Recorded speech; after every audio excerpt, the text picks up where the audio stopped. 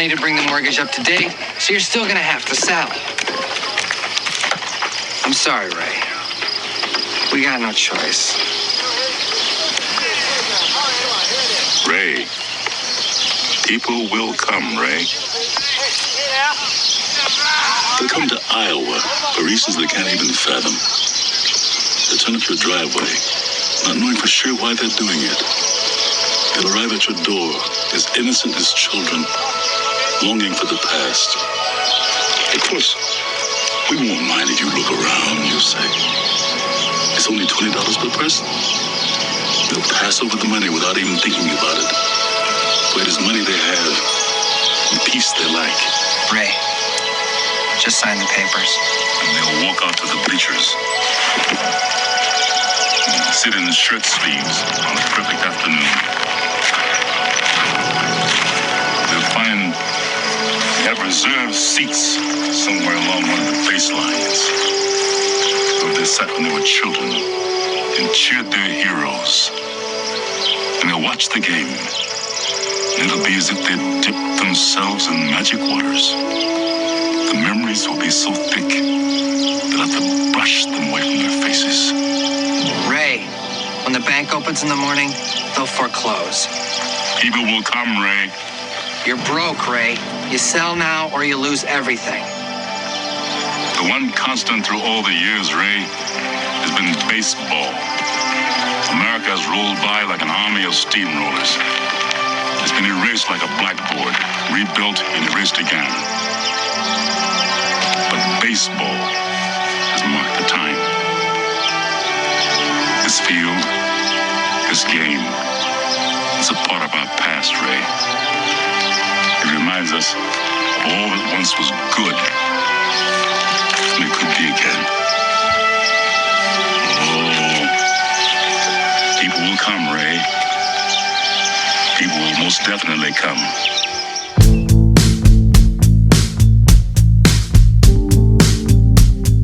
Hello and welcome to the Crooked Letter Sports Podcast, the show about Mississippi sports and the folks who play them. I'm Tyler Cleveland from Scorebook Live, Mississippi, joined as always by my co-host and father, Rick Cleveland. Dad, how's the weekend?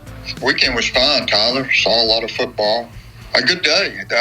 Surprising Sunday, too. I expected the Saints to win, but sure didn't expect the way they won. Yeah, it was pretty impressive. I got to see that one in person. You got to see the Golden Eagles. We got a lot of football to get into today. And we're going to start at the high school level, if it's okay with you. We had a big weekend in high school football. Of course, I got to see Brandon beat Madison Central Friday night. The Bulldogs, the number one team in the state, Madison Central came in ranked third, absolutely dominated. You know, I know you got to watch a little bit of it. Yeah. We knew Brandon had weapons, but I didn't really expect them to kind of push Madison around like that. No, it was, if there's a team better than Brandon right now in the state, boy, they must be mighty good because Brandon is really, really good. They're good up front. They got skilled position players galore. The sophomore quarterback, the sophomore running back are both terrific. And clearly they're one of the best coach teams in the state as well. Yeah. Well, I think the other team that would have a fair stake at number one would be Oak Grove, and I've got them number two in the latest Scorebook Live top 25 rankings that you can find over on scorebooklive.com/Mississippi. The Grovers beat Ocean Springs 35-21. Of course, they got a big game this week against Rick Cleveland's Hattiesburg Tigers. Class of 70, man. Well, Hattiesburg looking pretty damn good in their own right. I've got them number 12 in the latest rankings. They beat the crap out of Laurel in the Little Brown Jug game Friday night. Amazing stat from that one, Dad. Laurel finished with negative 53 yards of offense. You ever seen anything like that? No, I've seen a lot of battles for the Little Brown Jug, but I have never seen one team, have negative yardage of offense. I don't think I've ever seen it. That rivalry seems to swing back and forth because you remember you and I went down 2 years ago down to Between the Bricks because they played it on a Saturday night. and you and I rode down there, and Laurel beat Hattiesburg like 60-0. So it seems to be going back and forth, and right now the Tigers are on the uptick. Yeah, Tyler, that's the first football game I can remember attending in person and really knowing what was going on. Was the Thanksgiving Day in 1958, and Laurel beat Hattiesburg 48-12, and the coach for Laurel was good old Barney Poole, the Wow.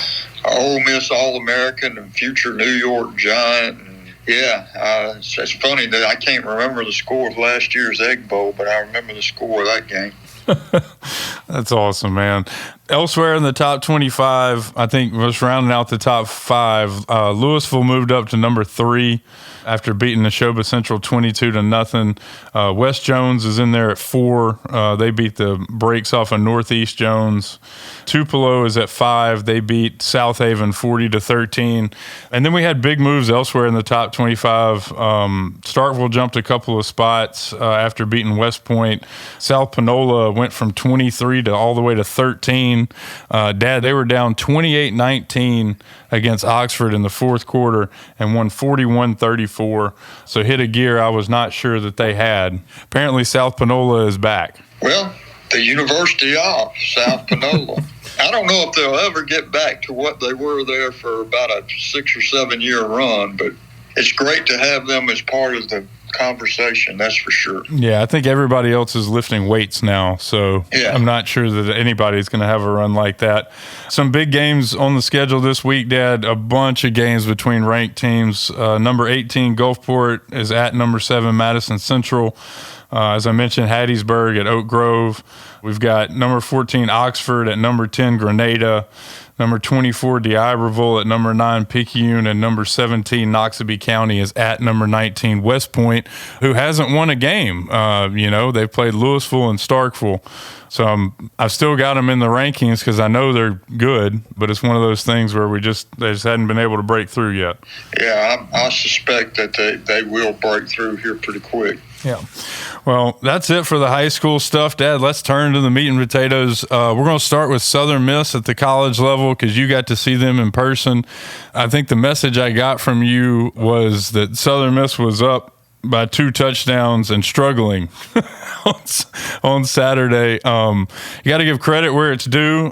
They beat Southeastern Louisiana 35-10 to get to 1-1. But what was your assessment? They got a lot of improving to do if they're going to reach their, get to the 6 wins, which presumably would put them in a bowl. They got a lot of work to do. Southeastern's, they're a decent 1AA team, championship series team, but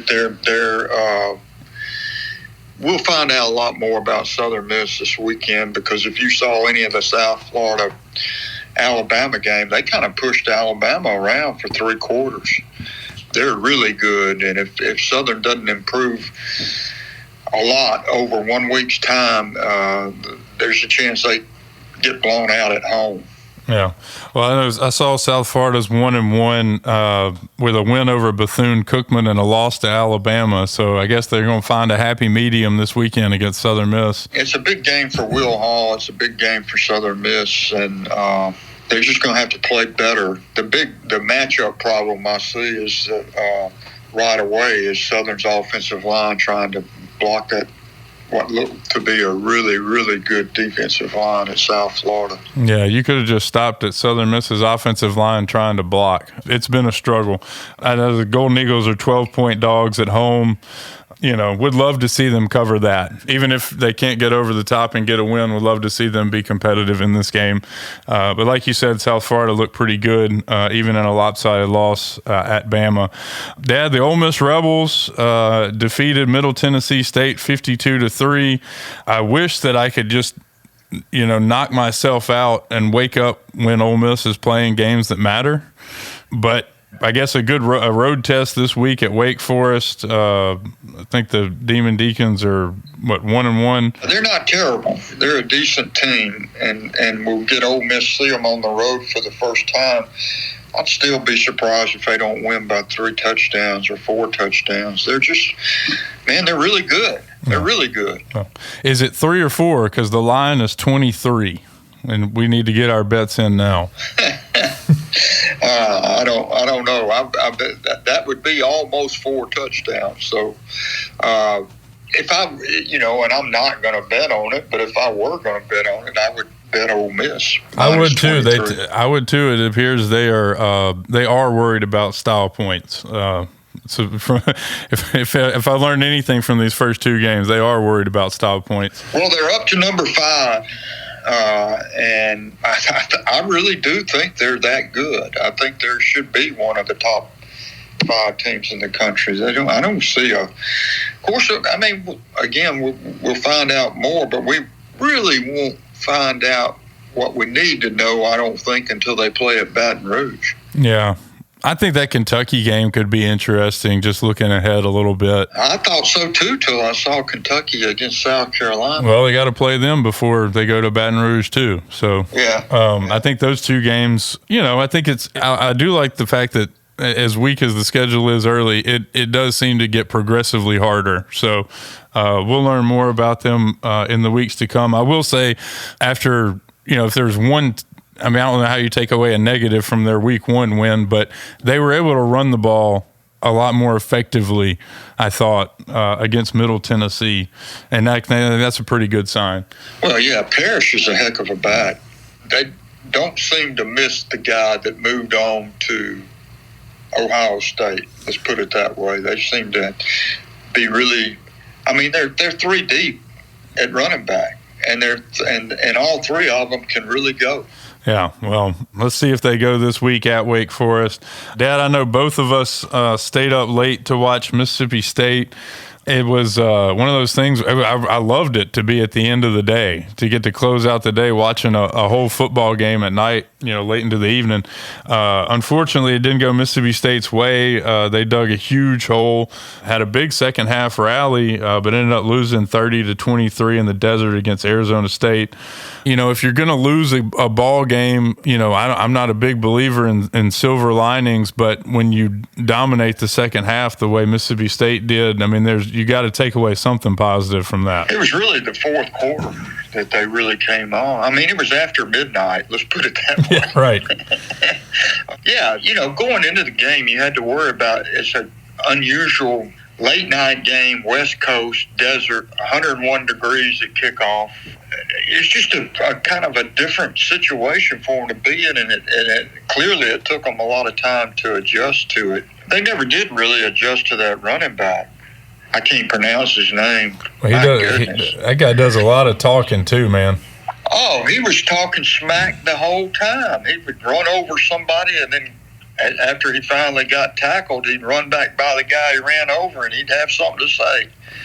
But he is a terrific back who he had one Division I offer out of high school. And just runs as hard as anybody I've seen lately. Yeah, with a chip on his shoulder, and maybe that's why. Yeah. So the Dogs are back at home this week. They host Toledo, who's 2-0 with wins over Duquesne and UMass. So don't know a lot about this Rockets team. Mississippi State is an 11.5-point favorite. I would have thought that number would have been bigger. No, I wouldn't have, because those Mid-American Conference teams, the good ones, are fully capable of winning a game like this. Hell, we saw it last week with Northern Illinois, Notre Dame. Well, I'm glad you brought that up. That was my favorite game of the weekend. Well, it's maybe my favorite post-game interview ever, is the interview of that coach. It was just, you texted me after it. You said, this is great TV. And then I got it and played it, and it was great TV. It was great college football. Yeah, well, I mean, this guy. I mean, so he's a alumnus of the school, right? Yeah, played at NIU. Former running back. Yeah, played at NIU. NIU was 0-14 all time against top 10 teams, and I'm guessing that 0-14 is a really ugly 0-14. And then so they're at South Bend. They win the game. they put that microphone in his face, and you can see the emotion just start pouring out of him.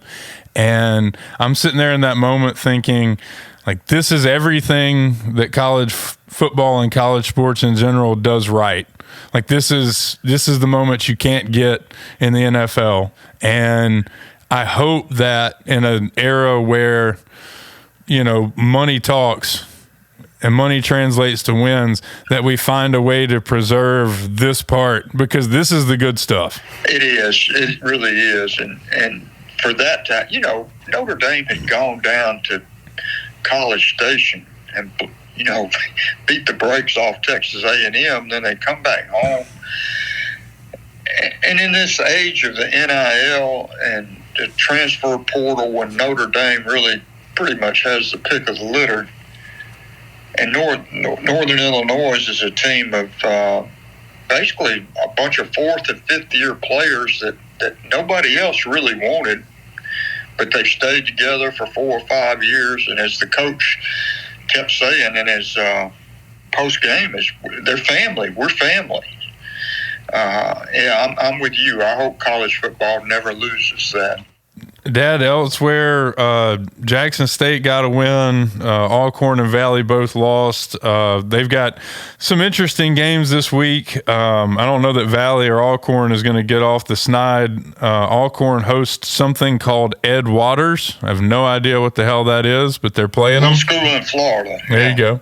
So maybe they'll get off the snide at home on the reservation. But Jackson State hosting Southern this weekend. So big game right here in the Metro at the Vet. It'll be packed, and the halftime show will be worth the price of admission. Well, JSU looked pretty good Saturday. They're starting to look like a team that might contend for the SWAC title, and I'm pretty excited about that. Yeah, they should. And really, when you look at it, Tyler, they should contend for the SWAC title every year. I mean, they really should. They're right in the middle of so much football talent and playing a 60,000-seat stadium. Yeah, I think they're where they should be right now. I mean, I think they should always be in the discussion of who's going to win the SWAC. Yeah, well, let's get to the meat and potatoes, Dad. The Saints, never in doubt. Always knew that they would absolutely dominate from the outset, as always. Bull feathers. I drove down Sunday to go to the game, and I was having dinner with a friend last night who's an Ole Miss guy, and he said, how much fun was that game on Sunday? And I said, well, you're an Ole Miss fan. And he said, yeah. And I said, you've been to a game this year? And he said, yeah. I said, then you know exactly how it went. It was anticlimactic. I mean, they just beat the brakes off the Panthers. And I don't know if I don't know for sure if the Saints are an above-average team, but I can tell you with 100% certainty that the Carolina Panthers are not. That's right. We'll find out about the Saints Sunday. Yeah, I'm looking forward to that. Yeah, Dallas looked pretty good. Dallas looked really good, and so does Dak's bank account. Oh yeah, no, he's doing quite well for himself. Highest paid player in NFL history. And I think probably worth it. I mean, I don't know if I was building a franchise right now to win a Super Bowl over the next 5 years. I don't know if there's anybody above him on the list, but it would be extremely short if it was. Yeah, he's a great player, but to have the legacy he wants to have, there's got to be a championship in there somewhere. Yeah. I think one surprise for me, Dad, was how well we kind of gotten used to it, but I keep expecting for there to be some kind of defensive drop-off for the Saints at some point. And, boy, they played pretty lights out Sunday. Thought Alante Taylor played great. Didn't have Lattimore, didn't have Marshawn Lattimore, but I thought that especially in the secondary, boy, they looked pretty good. Well, they look good in every facet of the game. My big takeaway was the way the offensive line got a push running the football, and then was pretty flawless in pass protection as well. You get the feeling they're teasing us, or are they actually decent? Again, I want to see this game Sunday. I want to see them play the Cowboys. Big game atmosphere. I'm really surprised that game is a noon game. I would have thought it would have been, probably the 3:30 game, but whatever. I am really looking forward to watching it. Yeah, well, I don't mind a noon kickoff if I'm not going to the game. I don't want to sit around and wait around all day for it. No, you just have time for one Bloody Mary and then go from there. Oh, we can always make time for a second Bloody Mary. Okay. Well, Dad, what else are you looking forward to this week? Well, that's the main thing I'm looking forward to, and of course I'll watch all the college football games on TV Saturday, and I'm looking forward to the storm passing and getting out of, not before it's going to leave, I don't think, but about 5 or 6 inches of rain from what I read. Yeah. Well, a couple other pieces I want to get to before we get out of here, Dad. I think we'd be remiss. We did the cold open with the voice of James Earl Jones and his iconic speech from Field of Dreams. Many people don't realize James Earl Jones has Mississippi roots. I'm down here in Ocean Springs at a retreat for Mississippi Today, just kind of a 2-day deal. And I was amazed at how many people didn't know he was from Mississippi. He's from a little place called Arkabutla, way up in Tate County, middle of nowhere. I think population 200. But that's where he lived the first 5 or 6 years of his life before his family was part of that great migration. And I think he ended up growing up in Michigan. But yeah, he's Mississippi roots, and in my mind, the most iconic voice in America. Yeah, I think it's him and Morgan Freeman. But for another me, Mississippian. Yeah, right. But my childhood, Field of Dreams came out in 1989. I was 3. The movies that kind of marked the times for me were Field of Dreams and The Sandlot. And he is in both of them. And of course, the other, the voice of Vader, the long stage acting career. He was Mussafa. Yeah. In the Lion King. He's everywhere. He played every major male role in Shakespeare and won Tony Awards, and just an incredibly talented guy. Such a loss. When will there ever be another James Earl Jones? Yeah. Well, 93 years is a pretty good run. Of course, we wish we had him for longer, but R.I.P. James Earl Jones. Dad, the other kind of bit of sad news over the weekend was the Mississippi Braves played their final game at Trustmark Park Sunday. Of course, the city of Pearl has announced they're going to bring in another team from the Frontier League. So, don't know what the future, long term looks like for baseball in Pearl, but just kind of sad to see the Braves go. 20 years is a pretty good run. Yeah, and that's exactly what they promised 20 years ago. We're here for 20 years. We signed up for 20 years. We'll be here for 20 years. And a lot of great players, a lot of great managers. It has been a run, but the bottom line is the crowds never responded. Didn't matter whether they're winning, losing, whatever. Attendance, pretty much remained low. We could discuss why forever. I know one thing. It was always hard for me to leave my air-conditioned house and my 60-inch screen TV where the Atlanta Braves were going to be playing to go sit in 95-degree heat. Right. And I think a lot of people made that choice. Yeah. Well, if a farm club of the Atlanta Braves does not do it in Pearl, Mississippi, then I don't know what will.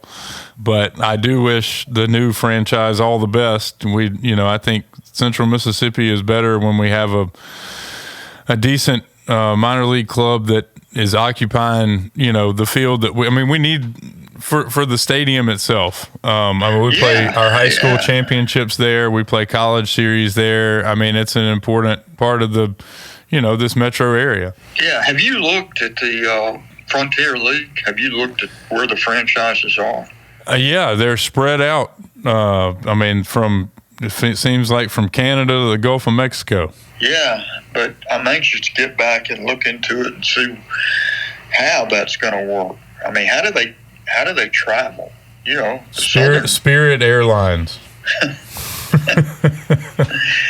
Yeah, I don't know. I wish for the best. You know, what I have seen from all the years of covering minor league baseball in Jackson, going back to the Jackson Mets, the quality of the team, you know, how good they are and where they are in the standings has never really mattered that much attendance-wise. I mean, it's more about fireworks, cheap beer, and so it may not make that big a difference in attendance. We'll see. Yeah. Well, if the overhead's lower, you know, for a Frontier League team, I can see that being a lot more feasible. But you still do have to spend the money on the fireworks. People love fireworks. Fireworks. People love. And Thirsty Thursdays are big too.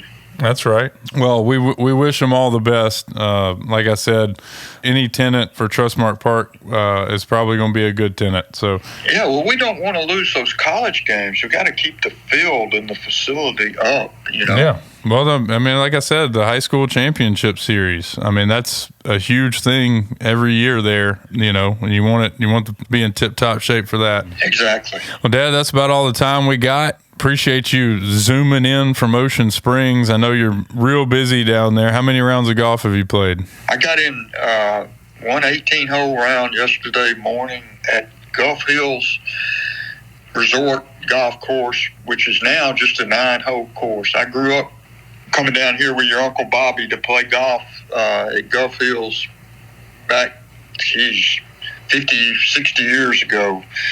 And I hadn't played it since then, so it was a little bit of nostalgia for me. Yeah, well, I'm sorry you're having such a rough time with work down there. See if you can make it back up here in one piece, and we'll do this in person next week. Look forward to that. Thanks for tuning in, everybody. Y'all have a safe week out there.